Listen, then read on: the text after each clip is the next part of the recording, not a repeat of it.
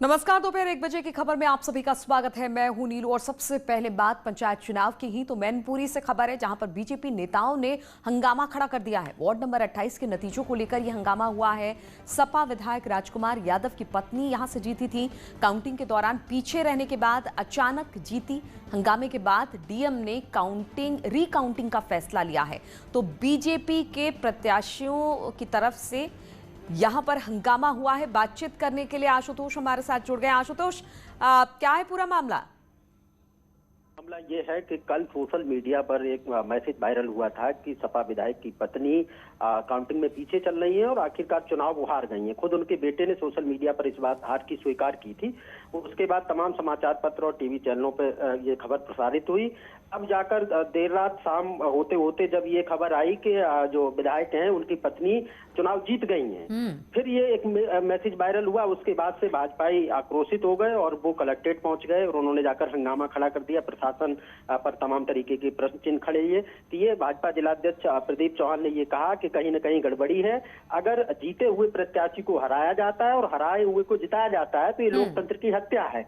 उसके बाद डीएम मैनपुरी ने रिकाउंटिंग का निर्णय लिया है और अब रिकाउंटिंग कुछ ही देर में शुरू हो जाएगी। तो क्लियर हो जाएगा कि आखिरकार वार्ड नंबर 28 से कौन जीता और कौन हारा। ठीक है आशुतोष, बहुत बहुत शुक्रिया। आगे भी इस पर आपसे अपडेट लेंगे। और लखनऊ से खबर लेते हैं। यहाँ पर जिला पंचायत की 25 सीटों पर नतीजे घोषित हो चुके हैं। समाजवादी पार्टी को 10 सीटों पर जीत मिली है, बीएसपी को 4 सीटों पर जीत, जबकि बीजेपी की 3 सीटों पर जीत मिली है। 8 सीट पर निर्दलियों का कब्जा हुआ है।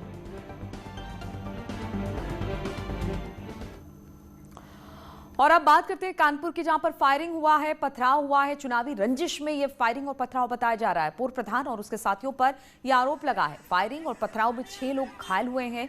नाराज लोगों ने यहां पर जाम लगा दिया है। तस्वीरें आप देख पा रहे हैं। आरोपी पूर्व प्रधान विकास यादव फरार इस वक्त बताया जा रहा है। घाटमपुर कोतवाली का ये पूरा मामला है, जहां पर नाराज लोगों ने आरोप लगाया है पूर्व प्रधान विकास यादव पर कि उसने वहां पर झगड़ा हुआ है। वहां पर कुछ लोग घायल भी हुए हैं। बातचीत करने के लिए शाम हमारे साथ जुड़ गए हैं। शाम, फिलहाल स्थिति किस तरीके की है यहाँ पर? फिलहाल की बात की जाए तो फिलहाल पुलिस ने 4 लोगों को गिरफ्तार कर लिया है और कठोर कार्रवाई करने का आश्वासन देकर के जाम खुलवा दिया है। आपको बता दें कि बेंदा गांव का ये पूरा मामला है, जहां पर पूर्व प्रधान विकास यादव इस बार 34 वोटों से चुनाव हार गए हैं। आरोप है कि विकास यादव ने अपने साथियों के साथ, जो निर्वाचित प्रधान है बलवान सिंह और उनके साथियों पर फायरिंग और पथराव कर दिया अपने साथियों के साथ में, जिससे 3 लोगों को गोली के छर्रे लगे हैं। वही तमाम लोग पत्थर लगने से भी घायल हुए हैं। इस घटना के बाद जो घायल हैं उनको अस्पताल में भर्ती करा दिया गया। वहीं जो आक्रोशित लोग हैं उन्होंने कार्रवाई की मांग करते हुए सड़क पर जाम लगा दिया, जिसकी सूचना पर पीओ घाटमपुर और इसके अलावा एसडीएम मौके पर पहुंचे। पुलिस ने तत्काल कार्रवाई करते हुए पड़ोस के गाँव में छापेमारी कर 4 आरोपियों को गिरफ्तार कर लिया है, जिसके बाद ग्रामीणों को शांत कराया और मामले में कठोर कार्रवाई करने का आश्वासन दिया। ठीक है श्याम, बहुत बहुत शुक्रिया आपका जानकारी देने के लिए। और औरैया की बात करें तो यहां पर जिला पंचायत की 23 सीटों पर नतीजे घोषित हो गए हैं। समाजवादी पार्टी को 10 सीटों पर जीत मिली है, बीजेपी को 5 सीटों पर, बीएसपी की 4 सीटों पर जीत हुई है। वहीं 4 सीट पर निर्दलियों का कब्जा हुआ है।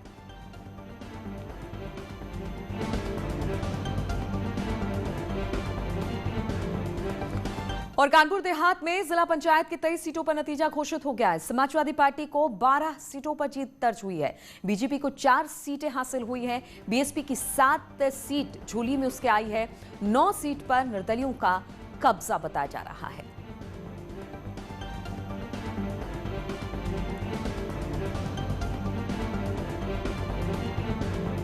तो उत्तर प्रदेश पंचायत चुनाव के सभी नतीजे देर शाम तक आने की उम्मीद की जा रही है। और इसी पर बातचीत करने के लिए राम गोपाल गोरखपुर से इस वक्त हमारे साथ जुड़ गए हैं। राम गोपाल, इस वक्त स्थिति क्या है? कितनी सीटें और बची हैं जिस पर गिनती अभी बाकी है, और तस्वीर क्या दिखाई दे रही है?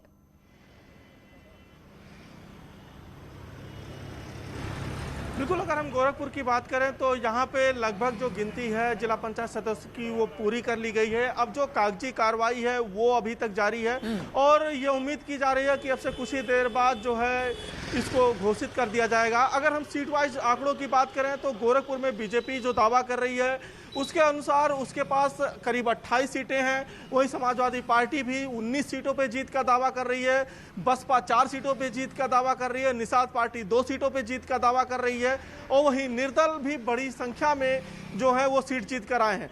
अब इन सीटों की गणित के बाद अब आज से जो शुरू होगा वो जिला पंचायत अध्यक्ष के लिए सियासी गुणाभाग की गणित तेज हो जाएगी। लेकिन चूंकि गोरखपुर मुख्यमंत्री योगी का शहर है और यहाँ पे अभी बीजेपी अपर हैंड में है और बहुत से जो निर्दल जीते हैं वो कहीं ना कहीं बीजेपी से जुड़े हुए ही हैं। उसमें जैसे शाहजहांवा में वार्ड नंबर 32 से 1 जीते हुए हैं वो बीजेपी के जुड़े हुए थे, लेकिन वो निर्दल चुनाव लड़े हुए हैं। तो इसी तरीके से कई ऐसे जीते हुए निर्दल कैंडिडेट हैं जो बीजेपी के हैं।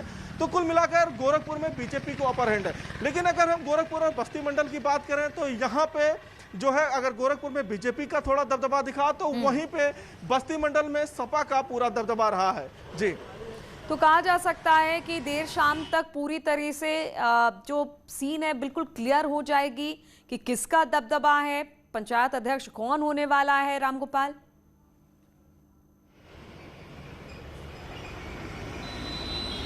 बिल्कुल बिल्कुल ये शाम तक क्लियर हो जाएगा। लेकिन चूंकि ये जो चुनाव होता है जिला पंचायत का, इसमें पार्टियां भले ही कैंडिडेट घोषित करती हैं लेकिन वो अपना सिंबल नहीं देती हैं। तो जो भी प्रत्याशी जीत के सामने आया है उसको सिंबल नहीं है, बस पार्टियों का समर्थन हासिल है। तो इस कारण वो एक तरीके से स्वतंत्र होता है कि जब जिला पंचायत अध्यक्ष का चुनाव होगा तो वो किसको वोट देगा। और इसी कारण जब जिला पंचायत अध्यक्ष का चुनाव होता है तो उसमें जमकर खरीद फरोख्त होती है, हॉर्स ट्रेडिंग होती है।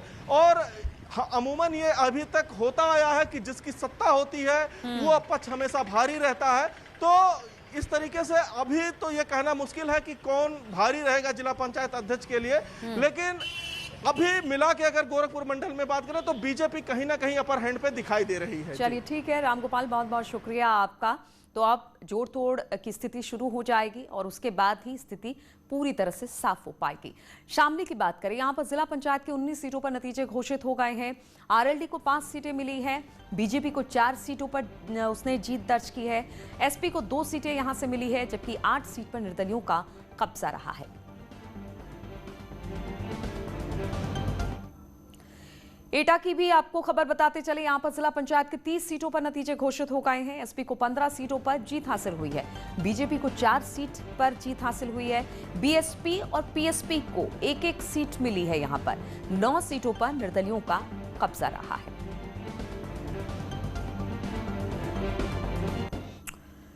शाहजहांपुर की बात करें तो जिला पंचायत की 40 सीटों के नतीजे घोषित कर दिए गए हैं। एसपी को यहां पर 15 सीटों पर जीत दर्ज हुई है, बीजेपी को 13 सीटें यहां से मिली है, बीएसपी की 10 सीट यहां से है, जबकि 2 सीट पर कांग्रेस का कब्जा रहा है।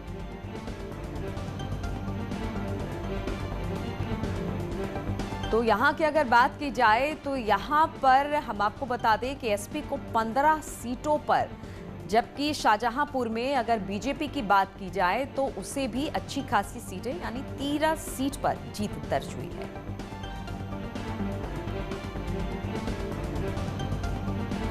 और इस वक्त एक बड़ी खबर हम आपको बता दें जो आईपीएल से जुड़ी है। कोरोना के कारण आईपीएल को टाल दिया गया है, आईपीएल टाल दिया गया है कोरोना को लेकर। कल जिस तरह से खबर आई थी कि कोलकाता नाइट राइडर के 2 जो खिलाड़ी हैं वो कोरोना पॉजिटिव हो गए थे, इसके बाद ये कहा गया कि जो बाकी टीमें थी उन्होंने खेल खेलने से मना कर दिया।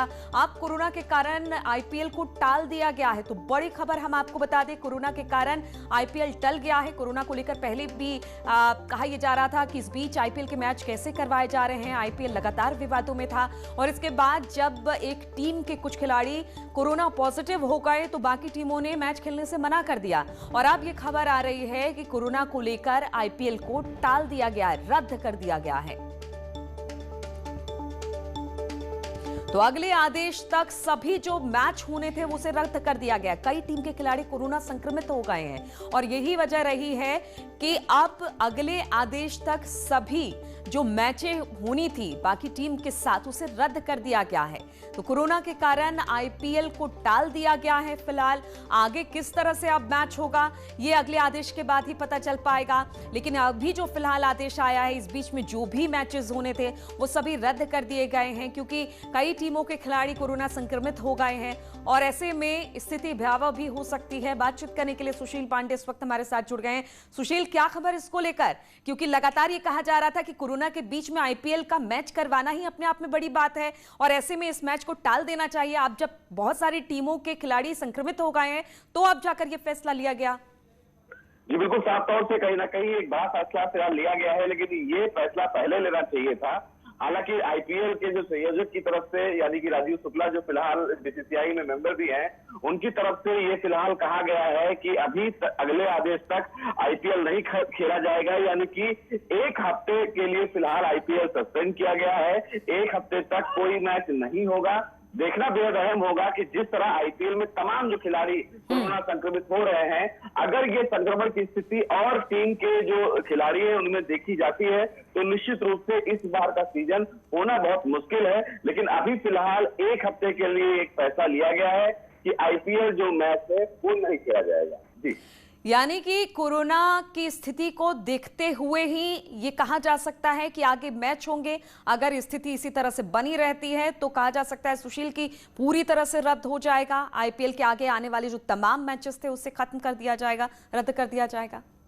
जी बिल्कुल, साहब एकदम सही कह रही है कि जिस तरह कोरोना का संक्रमण फैल रहा है और जिस तरह आईपीएल में लगभग 4 से 5 खिलाड़ी फिलहाल कोरोना पॉजिटिव आए हैं, अगर ये संक्रमण धीरे धीरे बढ़ता है तमाम खिलाड़ियों में, क्योंकि इस पूरे मामले को लेकर आईपीएल के जो संयोजक है वो भी चिंतित है, क्योंकि पहले 2 खिलाड़ियों में कोरोना पॉजिटिव का जो केस था वो देखा गया, लेकिन अब देखा गया है कि 4 से 5 खिलाड़ी फिलहाल कोरोना पॉजिटिव है, तो ये उनकी चिंता का भी विषय बना हुआ है। और अगर ये संक्रमण तमाम खिलाड़ियों में बढ़ता हुआ देखा गया तो निश्चित रूप से जो मैच है वो नहीं खेला जाएगा। लेकिन फिलहाल अभी फैसला यही लिया गया है कि एक हफ्ते तक देश में कहीं भी आईपीएल नहीं खेला जाएगा। एक हफ्ते के लिए आईपीएल को सस्पेंड कर दिया गया है। उसके बाद विचार विमर्श किया जाएगा कि क्या आगे कोई रणनीति बनती है जिससे आईपीएल को खिलाना बेहद जरूरी है या फिर नहीं। लेकिन इस आईपीएल को रोकने के लिए भी हाईकोर्ट का भी दरवाजा खटखटाया गया था। जिस तरह देश भर में कोरोना का संक्रमण फैल रहा है, ऐसे में दिल्ली में आईपीएल को न खेलने की इजाजत ना दी जाए और ऐसे में अब आईपीएल की तरफ से खुद ये फैसला लिया गया है, तो निश्चित रूप से कहीं ना कहीं काफी गंभीर मामला है। उम्मीद ये है कि जल्द से जल्द तमाम जो खिलाड़ी हैं वो रिकवर करें, लेकिन जिस तरह का फैसला अभी लिया गया है वो उस फैसले से कहा जा सकता है कि आने। और इस वक्त एक और आपको खबर दे दे, कंगना रनौत का ट्विटर अकाउंट सस्पेंड कर दिया गया है। ममता बनर्जी पर विवादित ट्वीट को लेकर यह कार्रवाई हुई है। बंगाल में जीत के बाद विवादित ट्वीट किया था, जिसके बाद कंगना के ट्विटर अकाउंट को सस्पेंड कर दिया गया है। तो खबर है कि कंगना रनौत ने ममता बनर्जी पर विवादित ट्वीट किया था, जिसको लेकर अब कार्रवाई हुई है। बंगाल में जीत के बाद ये विवादित ट्वीट था, जिसके बाद कंगना के ट्विटर अकाउंट को सस्पेंड कर दिया गया है।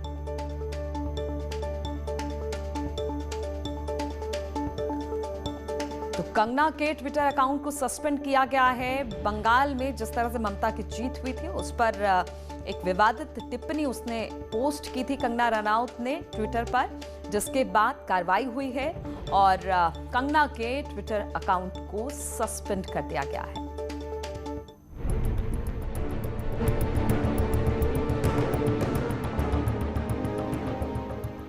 और खबर आगरा से अब लेते हैं। यहां पर कोविड प्रोटोकॉल की जमकर धज्जियां उड़ाई गई। प्रधानमंत्री ने निकाला यहां पर जुलूस में जमा सैकड़ों लोग हुए। जुलूस का वीडियो वायरल हो रहा है। अब ताजगंज के बुढ़ाना इलाके में ये जुलूस निकाला गया। सुप्रीम कोर्ट के आदेश का यहां पर किसी तरह से पालन होता दिखाई नहीं दिया। तो तस्वीरें आप देख सकते हैं किस तरह से जीतने के बाद पंचायत चुनाव प्रधानपति ने जुलूस निकाला। भारी तादाद में वहां पर लोग जमा हुए, बल्कि साफ साफ सुप्रीम कोर्ट का आदेश है कि इस तरह की जो भी जुलूस या फिर प्रदर्शन है उस पर रोक हो, लेकिन यहां पर इस तरह की कोई चीज दिखाई नहीं दी। और हापुड़ के बदरखा गांव में प्रधान पद पर जीत के बाद विजयी महिला प्रत्याशी तस्लीम के समर्थकों ने हार्श फायरिंग की और उनके घर पर समर्थकों का जमावड़ा लग गया। फायरिंग करने वाले युवक का वीडियो वायरल होने के बाद पुलिस ने उसे गिरफ्तार कर लिया। साथ ही करीब 80 अज्ञात लोगों पर भी मामला दर्ज कर लिया गया है और अब इसको लेकर जांच भी शुरू हो गई है।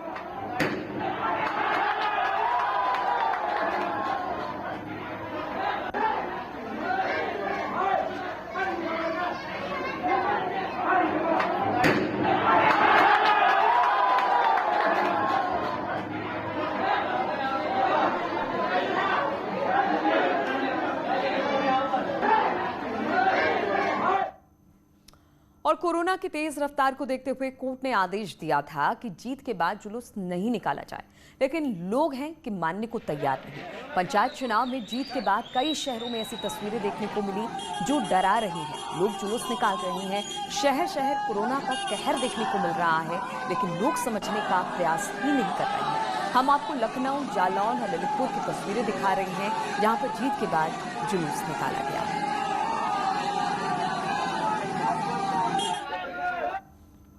और हमीरपुर में प्रधानी के चुनाव पर लगे ठुमके। जी हां, यहां पर जीत के जश्न में प्रधान बने प्रत्याशी ने नाच गाने में लगवाए ठुमके। कोविड गाइडलाइन का और सोशल डिस्टेंसिंग का किसी तरह का कोई पालन नहीं किया गया। जमकर यहां पर धज्जियां उड़ाई गई। जीत की खुशी में जुलूस और जश्न में रोक के बावजूद यहां पर डांस करवाया गया।